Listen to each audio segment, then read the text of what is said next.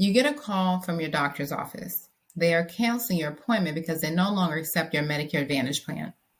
You had no warning, no letter, just a phone call telling you to find someone new. Networks change when contracts change. Doctors decide which plans they work with, and plans review contracts each year. Those changes can affect your network, even when you're not expecting it. In this video, I break down what happens when your doctor leaves the network and the steps that protect you from surprise bills. If you want Medicare explained in a clear and honest way, subscribe and follow along. Doctors leave networks for reasons you never see. Contracts end. Plans update reimbursement terms. Offices change ownership and the new group uses different agreements. A real example happened in Florida in 2024 when a large primary care group changed ownership and later ended several Medicare Advantage contracts. Patients were notified, but they were still caught off guard. Network changes are happening more often. Many Medicare Advantage plans updated their provider networks in 2024, and those changes affected people mid-year. What most people don't realize, network decisions are usually tied to business terms between the plan and the provider group, not the quality of care. When a doctor leaves your plan's network, the plan sends you a notice. After that, you use the online directory or call the plan to find a new in-network doctor. So that is why it happens. Here is what it means for your coverage. When a doctor leaves the network, your plan treats them as out-of-network immediately. It doesn't matter if you have been seeing them for years and if they handled your last visit. The plan pays them differently now, and that changes what you pay. Here's a clear example. Your last checkup, there was no copay because the doctor was in network. Same doctor, same office, same medical services, but after the contract changes, that same visit becomes an out-of-network visit. Now the plan charges $50. Nothing about your care changed, only the billing category changed. If your plan requires referrals, here is something important. Your old primary doctor cannot issue new referrals after they leave the network. The system will not process them. People get stuck here often because they assume their old referrals still work. They do not. Here is what most people miss. Your plan's rules did not change.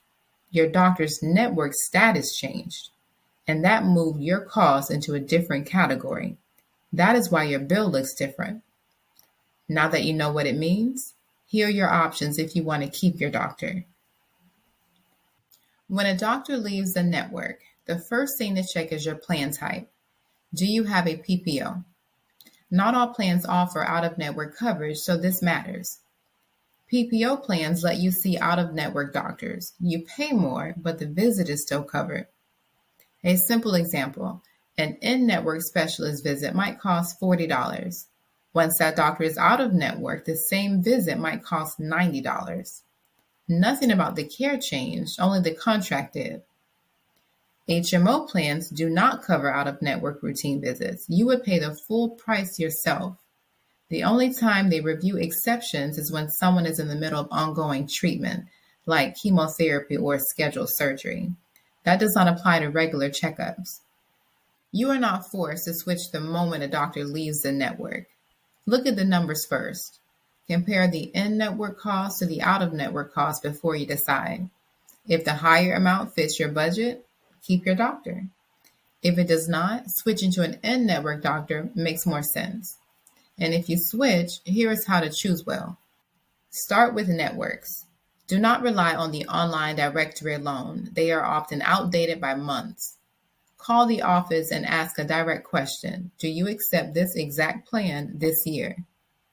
Next, ask about appointment access. Some offices are booked 8 to 12 weeks out. If you need follow-ups or imaging, that delay matters. A real example, a large primary care group in Texas accepted a plan but had a 9-week wait for new patients. People only found out after switching. Ask them which hospital the doctor is connected to.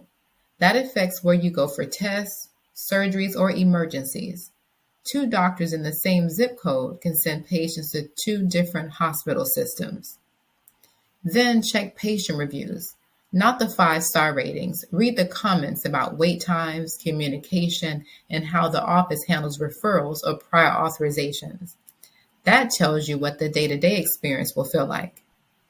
Bottom line, pick the doctor who is in network, available soon, and connected to the hospital system you trust. And this is where most people realize there is one more piece they did not consider. When you move your care to a new doctor, a few things behind the scenes can slow the process down. New patient setup comes first. Your new doctor needs to review your medical history, update your chart, and make sure they have everything they need before they continue your care.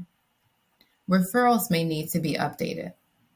Someone needing physical therapy changed primary care doctors and had to wait while the new office reissued the referral. That added about a week, which they were not expecting. Prior authorizations often restart with the new doctor. If your previous doctor had approval for imaging or ongoing treatment, the new doctor may need to submit fresh paperwork before those services continue. Medications can shift too. When you change doctors, they review your current prescriptions and may need to update documentation or request a new authorization. That can affect timing or costs, depending on the medication. These steps take time, and most people are surprised when they happen. Knowing what to expect helps you stay ahead of the process. Now that you know what happens during a transition, here are the steps that help you stay ahead of network changes before they affect your care. Open your plan documents and find the section called the Annual Notice of Change. If you cannot find it, call your plan and ask for a copy. It lists network updates before they take effect, and most people never look at it. If avoiding network surprises is your top priority, Original Medicare with a supplement plan removes that concern. Those plans do not use networks. Any doctor who accepts Medicare will see you. Medicare Advantage works well for many people, but knowing how your specific plan handles networks each year matters. Networks change over time. Some expand and some narrow, depending on contracts in your area. Reviewing your plan during open enrollment makes a big difference in avoiding surprises. If you want Medicare explained clearly, follow this channel. And if you want a simple checklist you can use today, the free Medicare Starter Kit is in the description.